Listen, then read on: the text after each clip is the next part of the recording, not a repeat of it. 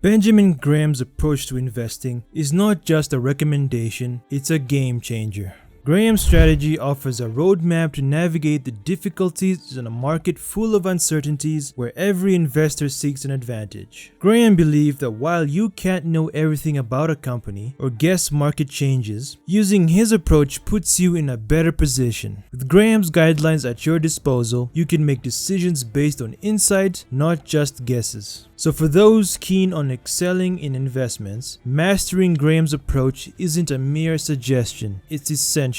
So let's have a look at some of Graham's investment strategies that can help grow your wealth. Tip number 1. Look for a margin of safety. The margin of safety concept, introduced by Benjamin Graham and endorsed by notable investors like Warren Buffett, emphasizes buying stocks at a price significantly below their intrinsic value, which is what a company would be valued at which if it were to be sold today. Think of it like buying something on sale. This concept is all about getting a good deal. When investing, you should always aim to buy a company's stock for a lower price than its actual market value. This way, you have a safety net. However, you lose this safety net if you overlook this rule and pay too much for the stock. So even if the company performs exceptionally well, you're still at risk of not getting the desired return or even facing losses since you overpaid initially. To use this investing approach, investors must accurately determine a company's worth, which isn't always easy. Fortunately, Graham, an expert at spotting undervalued companies, developed a method to help. He introduced the net current asset value technique to check if a company's stock price reflected its worth. This method involves taking a company's assets and subtracting all its debts, including immediate debts and some types of stocks. If the stock price is less than this calculated value, Graham believed investors were getting a bargain, essentially not paying extra for long-term assets like the company's buildings or equipment. This approach is essential for investors because it offers more significant profits when stock prices rise to their actual value and acts as a safety net if things don't go as planned. If chosen wisely, such cheap stocks don't often drop much further in price. While many of Graham's students may have different tactics, they all believe in the margin of safety. It's a timeless rule that encourages smart investing to grow money and avoid significant losses. Tip number 2. Opt for big companies with strong sales. Graham, who witnessed the harsh realities of the Great Depression, believed that larger firms were a safer investment than their smaller counterparts. His perspective was shaped by the downfall of numerous small companies during that economic crisis. To Graham, the size of a company played a crucial role in its resilience. He believed that small firms often struggled to weather economic storms because they lacked the financial buffers and diversified clientele that larger companies typically had. On the other hand, larger companies, with their diverse customer bases and substantial revenues, were better equipped to navigate tough times. This made them less vulnerable to collapsing during periods of economic strife. Graham's experience during the Depression led him to conclude that investing in these bigger, more stable companies was a wiser choice as they presented less risk, especially during unpredictable economic times. Tip number 3. Invest in companies that are paying dividends. Graham firmly believed in investing in companies that have consistently paid dividends for many years, preferably at least 20. He saw dividends as a reliable sign of a company's profitability because they came from its profits. If a firm has been able to pay dividends year after year, it indicates that they're financially stable and well managed. Dividends also give investors a tangible return on their investments. Even if the company's stock isn't doing great, shareholders still receive some income from these regular payouts. Dividend stocks are also an attractive option for those interested in generating passive income. There are two main ways to tap into this opportunity: through mutual funds such as index funds or exchange-traded funds or ETFs that specialize in dividend stocks, or by directly purchasing individual dividend stocks. Diving into dividend ETFs or index funds offers a distinct advantage. With just a single investment, you can gain exposure to a selection of dividend-paying stocks. This not only saves time and effort, but also provides instant diversification. Think of it as putting your eggs in different baskets. If one stock in the fund falters or cuts its dividends, the others can help stabilize your returns. You have the option to either pocket the income or reinvest it.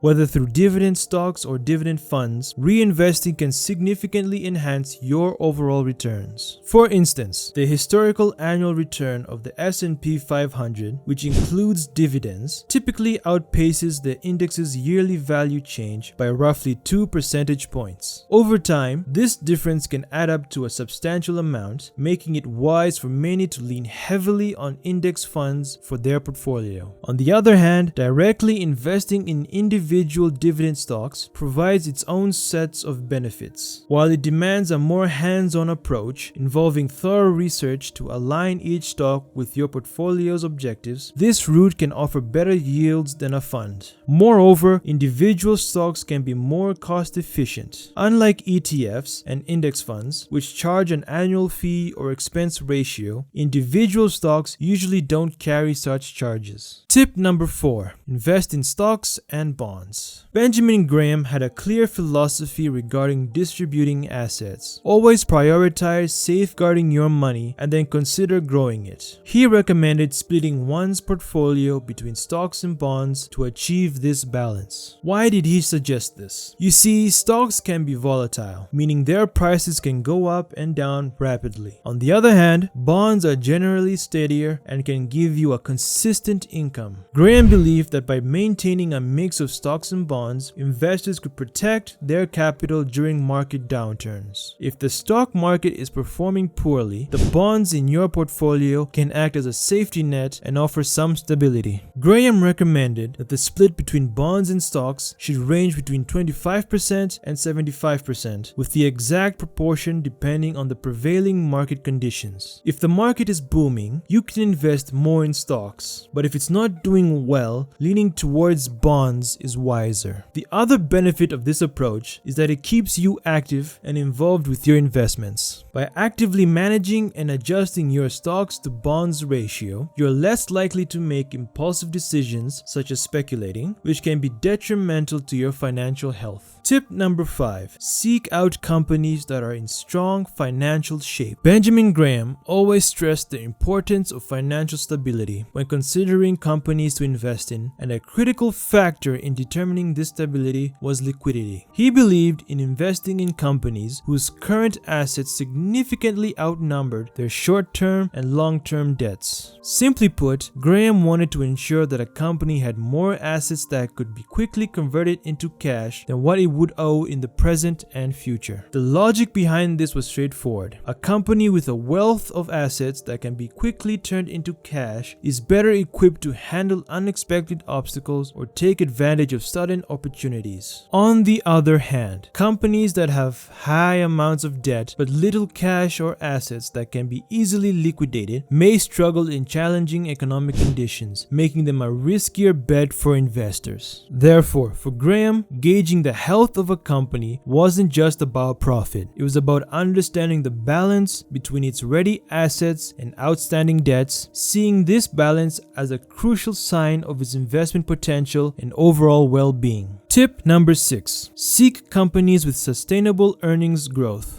Graham believed that a company's track record of earnings growth was vital when considering investment opportunities. He surmised that a company's ability to steadily increase its earnings over time indicated its current strength and future potential. Such a trend suggests effective management, a competitive edge in its industry, and the capacity to adapt to varying economic conditions. Furthermore, Graham observed a clear relationship between a company's steady earnings growth and its stock performance. He noted that when companies consistently reported higher earnings, their stock prices generally increased in response, making them increasingly appealing to investors. This relationship between earnings growth and stock performance was crucial crucial in Graham's investment philosophy. Essentially, Graham's strategy was rooted in the belief that selecting companies with a proven record of sustained earnings growth would offer favorable returns in the long run due to the anticipated appreciation in the company's stock value. Lastly, tip number 7 is to keep an eye on price multiples. Benjamin Graham placed significant emphasis